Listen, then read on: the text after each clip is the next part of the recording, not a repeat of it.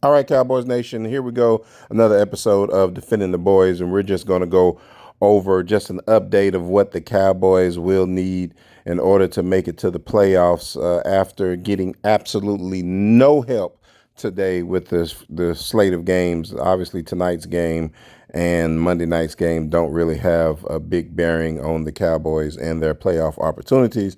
So let's just start going over what we didn't get today. Obviously, Carolina beating the Rams is the biggest part that really kind of has me upset. Thought we could count on the Rams, and we're going to be counting on the Rams on a couple of these that I'm going to be talking to you about. And man, we really need them to go ahead and get their act together and be who they claim to be, right? So we can meet them in the NFC Championship game. But what we're looking for right now is these six teams, and we understanding that we need to be able to beat out three of these teams, right? And I'm just going to kind of show you what it takes and where we are. Basically, the Seattle Seahawks are at 9-3. They have a hold on, basically being able to control their own destiny, but they have 5 games. They play the Falcons, which is a very winnable game. They could lose to the Colts. They could lose to the Rams. And I'm going to say that they could lose to either the Panthers or the 49ers. I don't know which one. In that situation, you would be talking about a 11-6 team. And if the Cowboys were to win out, then you would be talking about 11-5-1. And at 11-5-1, you are better than an 11-16 because that one counts as a half a game. So now you would be talking about 11.5 wins, basically, where they only have 11 wins. That would be the best way to explain it at the end of the year. So if the Cowboys win out and the Seahawks were to lose 3 games, then you would be talking about being better, a half game better than the Seahawks, and we would move and they would not. Green Bay is 8-3-1, so they are in a situation where they have a tie, much like us. For them, they have the Bears twice and the Broncos. They also have the Ravens and the Vikings. Ravens not having the best of year this year. The Vikings definitely not having the best of year this year. And so the best that we could hope for is for the Green Bay Packers to actually lose the next 3 games, the Bears twice and the Broncos. That's actually doable. It's difficult, but it is doable.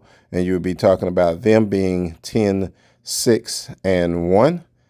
And if the Cowboys were to win out, then obviously them being 11-5-1 would be better than 10-6-1. And we would be better than them or moving into the next slot of the playoffs. So if they only lost 2 games, then if the Cowboys were to win out, they would be tied. I haven't looked up to see who wins the tiebreaker. I said I was going to do that, but I haven't done that yet, and I will go and figure that out. San Francisco has a bye this week, so they're 9-4. They'll be 9-4 after the Cowboys win. We'll see where they are with the Lions. But then they have the Titans, which should be a win for them. And then they go Colts, Bears, and Seahawks. Those are some pretty tough games. Obviously, we just talked about the Seahawks. The Seahawks need to win in order to go to the playoffs because they have some difficult games as well. So they're going to be looking at needing to beat the Falcons, the Panthers, and the 49ers so that they can guarantee their spot and make sure that they're making it into the playoffs. So even for San Francisco, you could be looking at San Francisco taking 3 losses in this situation, which would make them 10-7. Now at 10-7, if they were to lose 3 games and we were to lose 1 game, we would still be 10-6-1 if we lost 1 game, which would be better than 10-7 because, again, 10.5 wins rather than just 10. That would put us above them. But if they are able to win multiple games and they are, again, at 11-6, so if they win 2 games and lose 2 games, we talk about 11-6, and the Cowboys would have to win all of their games to be 11-5-1 to be better than San Francisco. Again, that's kind of plays into what I was talking about as far as needing to win 10 games. I don't believe 9 games gets us in. Now, with Detroit, if we beat Detroit, we effectively push them out. I mean, they got to do a lot in order to get in. They will be stacked right behind the Cowboys, and it would be difficult for them to be able to get in unless the Cowboys start to lose games, obviously. So beating the Detroit Lions, I mean, this becomes almost a playoff game. This is a must win.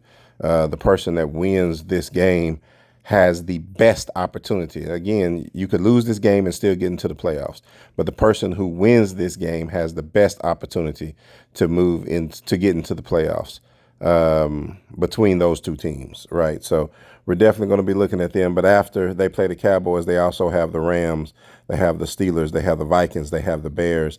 Detroit has some tough games ahead of them. So even in the situation where you do lose, there are games that they could lose that would allow you to jump back in front of them. We just don't want to have to take that opportunity. The Tampa Bay, they're at the top of their division right now. Tampa Bay and Carolina are at the top. I keep saying that only one of those teams is going to go just based on what they have. Now, they should be able to probably beat the Saints, maybe even the Falcons. You never really know. That Panthers game is going to kind of swing.